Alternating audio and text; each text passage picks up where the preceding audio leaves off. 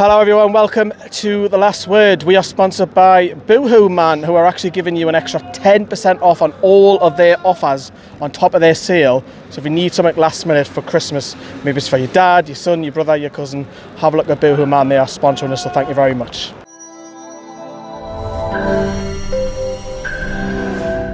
Newcastle Fans TV. Yes, hello everyone. So we're just literally outside of Anfield. The Mike Dean show for me. We'll talk more about him in a second, but let's have a look at how Newcastle lined up. There's 4 changes, Johnny. I think the biggest one was Callum Wilson sat on the bench. Why? Well, if you take away a little thing called COVID, right, you'd think 3 games or 2 games in 3 days, 3 games in 8 days, considering we've just played Leicester and I think it was Burnley before that. He needed a rest and he is prone to pick up an injury, Callum Wilson. On the balance of play, Liverpool away, it's probably the game you'd probably choose him not to start. Mine would have been Man City. It's 6 and 2 threes. It's 6 and 2 threes. I think you have a 1% chance, better chance to win at home against Man City than you do against Liverpool at Anfield. We've got a horrendous record at Anfield and that continued. But I wasn't surprised, but I actually think the team was okay in terms of the actual lineup. I think it was a good lineup in terms of what we had. And I think the game plan was actually working, and I think the game plan was pretty good. But that was the biggest change. But in terms of the actual formation change, there was no real difference in the first half, was there? Wasn't. Harry will come to Liverpool.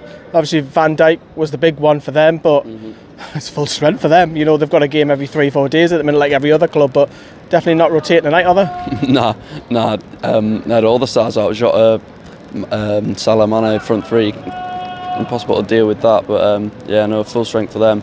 Obviously they're missing Van Dijk, but they still have Thiago in midfield. They've still got a very, very strong back line, so yeah, not much to say about that.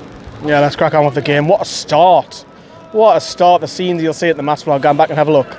Oh, I've got Harry jumping all over the place, and I'm sure yours was as well, Johnny, but what a hit from Jonjo Shelvey really early on.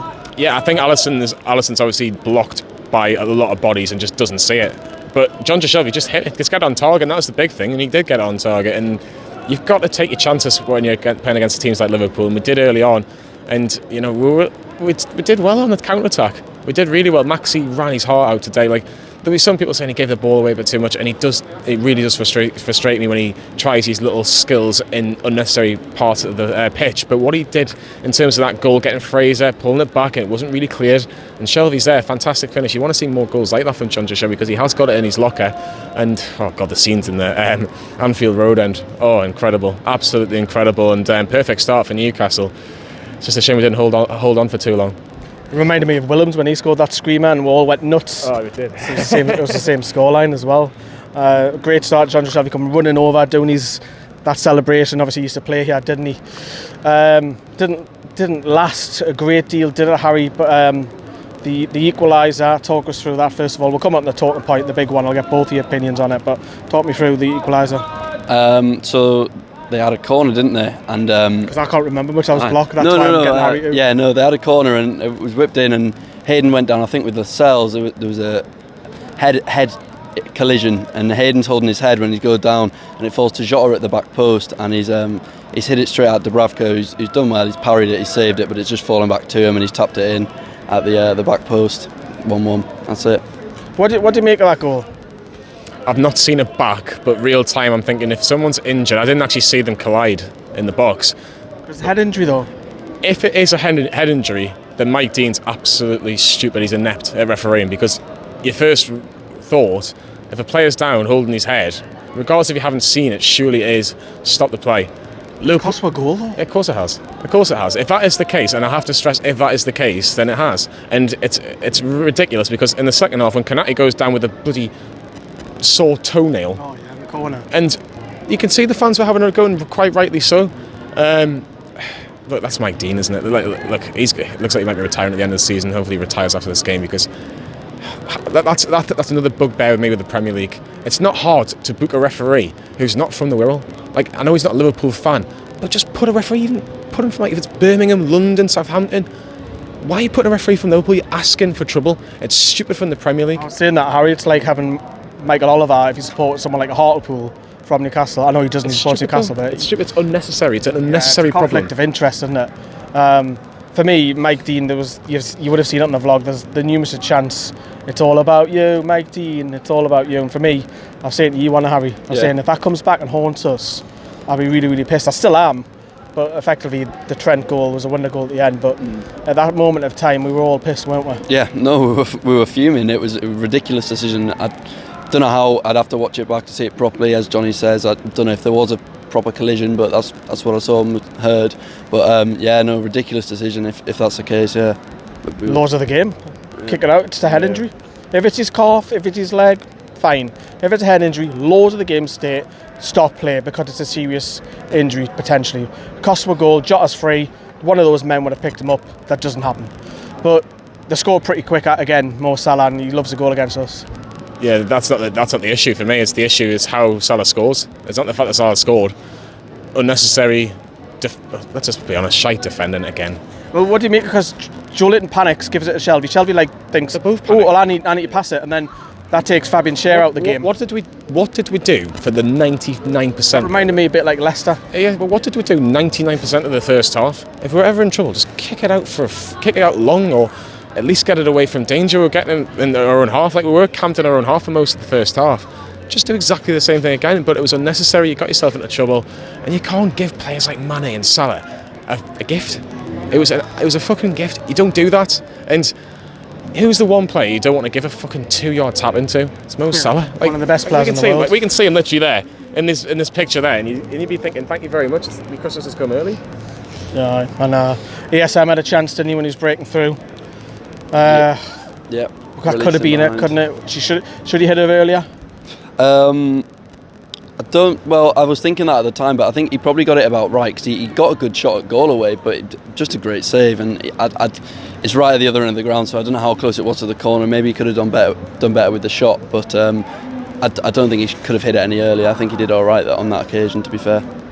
Half-time whistle blows, Newcastle come out, you're thinking, what we're going to get here? Can Newcastle stay in the game as long as possible? Because as soon as the third goal goes in, it's game over. For me, did you see it when Wilson was on that touchline waiting about 10 minutes to come on? What was that about? It kind of almost... It was almost like they didn't know when to put him on. And I think there was actually seen that flash, and it had 21, so they were thinking of bringing off Fraser first. So I think that in one mind they had Fraser, they were going to take off Fraser, and another mind they were going to take off ASM. And as soon as ASM went down, it was kind of, well, ASM's going to come off. I thought ASM should have came off in 55-60. He was knackered. Not because he had a poor game, he was just knackered. And if we've got any chance of getting anything from the next couple of games, ASM needs to stay fit. I'm actually going to contradict myself a little, because I wanted ASM on the left-hand side. I actually think he's better in the middle. I actually do. I think he's a bit more clinical in the middle. I think he's a bit more dangerous in the middle, which I thought he was more dangerous on the left-hand side. But Callum Wilson, for me, I spoke to my friend Michael, and he said, what's the point of leaving him on the bench in 60-65? If you get beat 2-1, 3-1, 4-1, 5-1, it doesn't really make a difference. You're going to, you know... He tweaked it, and he put Joe Linton up top of him. Yeah, it was, again, you're giving him 15 minutes or 16 minutes or whatever he got in the end, and it's just like, well, if you give him half an hour and we get one half chance, who do you want it to fall to? You want to fall to Callum Wilson, let's be honest. And he didn't really have the time to really get into the game, but look, he's probably managing his workload, like I mentioned at the start of the video, so it's a tough one, but I don't know, he's got his Man City, Man United, is he going to get many chances if the games go ahead? Not many, probably. We didn't really test them. We had Fabian Schär try and chip the goalkeeper, but apart from that, I mean, did Newcastle really threaten?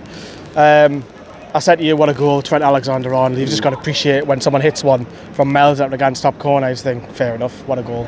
Yeah, no, absolutely. Brilliant strike. You cannot do much about that. Obviously, better than Shelvey's strike of the day. Great goal, but no, to be fair, we looked a lot better in the second half. We were pushing forwards.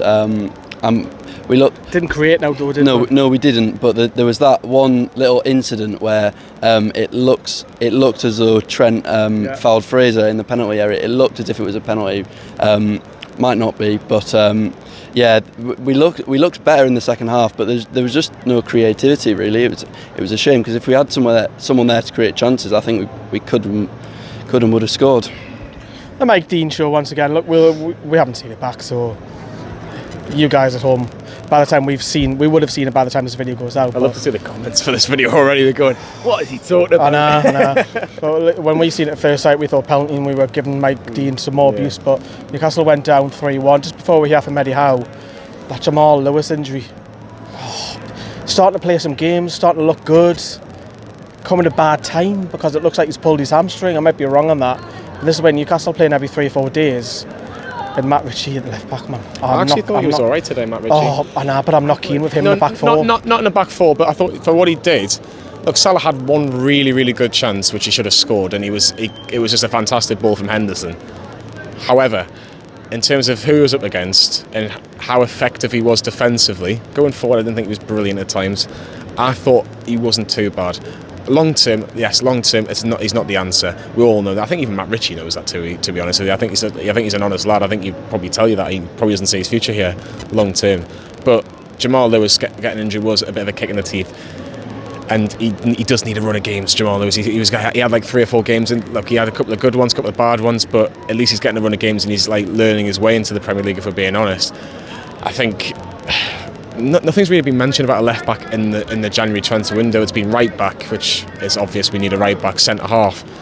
Left back's not really been mentioned because I think people are kind of, or maybe Eddie Howe's going, well, I can kind of trust Jamal Lewis and Matt Ritchie to an extreme best, but it's a big miss if he's out for say 6 to 8 weeks. But again, with COVID, we don't know how many games he's actually going to miss because it's changing every hour. Talk about COVID in just a sec, but here is Eddie Howe. I thought it was a dogged performance. I thought we had long spells without the ball, which we anticipated and prepared for. I thought the lads gave everything physically to the game. It was a very, as always when you play Liverpool, very intense match, very high speed of game. I thought Liverpool used the ball very well and made it difficult for us. But we scored a great goal. And the game hinges for me on the first goal, their first goal. I think that's the key moment in the game. Can't understand why the game's not been stopped. We had 2 men down in our box, one holding his head. For me, it was a clear stoppage, and in fact it wasn't stopped. Obviously, that heads it in back post or taps it in back post, and suddenly the crowd are in the game, and the game swung in their favour. And I think, I'm at a loss to explain that decision, really. So that was Eddie Howe. We're going to wrap up. Obviously, look, we didn't really expect to get much, and we don't expect from Manchester City if that game goes ahead. Stay tuned for something special for that preview, by the way. I want to talk about COVID because there's a lot of games, Harry, that are getting cancelled. Are you worried? Because I am. I'm not going to lie. I'm worried that it might happen what happened and we can't go to games again. Are you worried that that could be coming with this new variant? I think if they're going to do something like that, they need to just stop completely. And I'm not saying this because I want to wait for the January transfer window. Yes, you do. Well, I do as well. But because the thing that's getting games called off now is the players getting COVID. It's nothing to do with the fans. It's all the players. So I don't think they should do behind closed doors. I don't see the point. Are you worried about it? There's been a couple of managers already. Thomas Frank's come out. Brighton manager Graham Potter's come out saying we need to stop. Look, in terms of actual COVID, I think everyone's got to be slightly worried. Well, you just look around us. Sam's had it. Yeah. My family's got it. You'll know people who've got it. Yeah. Look, I'm going to use a phrase from a friend of my mum's. It's a bullet you can't dodge. So if you get it, you get it. But just make sure your job. I must stress that. I've just had my booster now. So on Monday. But the one thing I will say in terms of the football side of things, if you're going to stop it, all teams have to stop. I don't think it should be just like 4 games have been postponed. Do you know what? Just postpone all the games this weekend. And I know we're playing Man City, but we're going to have to play them anyway. And we're never going to be favourites against Man City anyway. So if you're going to postpone them, probably postpone the games now. Look at it now. If you say now 10 days until Christmas, so 10, 11 days and you're back to Boxing Day, okay? That gives everybody 10, 11 days to kind of get a good amount of players available for the Boxing Day and the 28th. I don't think it's the best to play 3 games in 7 days under the situation that we're in. But unfortunately, the world revolves around money, and TV companies in particular going, we want these games played, doesn't matter, to an extent. And I think they'll play them with or without fans, let's be honest. But that's a bigger case in general. I think there needs to be a statement very, very shortly from the Premier League I think they've come out and said the games are going ahead. I think They've already come out and said there's no consistency though, is there? Because one team could have two COVID and have a game off if you're called Manchester United, or allegedly, or you could be Newcastle United and have 11 but you expected to play. So it's interesting to say the least, but I think there needs to be a decision one way or another. I think especially if 4 games have been called off already, just call the rest of the games off. Like seriously, it doesn't benefit anybody. We can deal with a weekend without football. We've got international breaks which we can deal with anyway. So get to Boxing Day, and then if we need a few more days, you then do a few more days. At the end of the day, health comes first. Your health comes first over football. It always has done, always will do, and rightly so. The thing that I'm worried about is that it's my release. That's my own personal story. Like football coming, I know we got beat tonight, but that's my release. It's a way out. I'm out all day, and I love all of that. And that's the only worry that I've got. Did you see one of the signs in one of the flags that Liverpool had today? No, I didn't. Never trust a Tory. I've already said that in my preview on the way down, the drive down. We're going to love and leave you 2 things I want you to comment on in the comments down below. Newcastle's performance with Mike Dean, and also the COVID situation. What would you do? See you later, everyone. Bye bye.